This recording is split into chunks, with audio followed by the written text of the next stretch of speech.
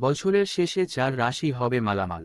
7ই December 2025 মঙ্গল ধনু রাশিতে প্রবেশ করছে, আর এই গোচর 4 রাশির ভাগ্য দারুণভাবে খুলে দেবে।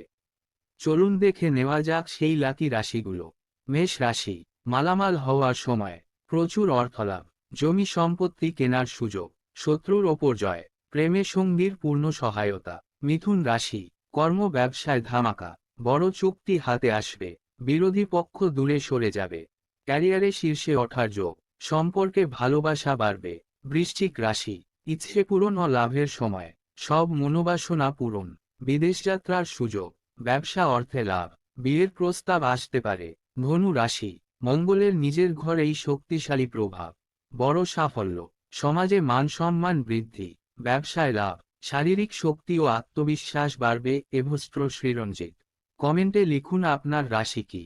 ভিডিও পোস্ট ভালো লাগলে শেয়ার করুন।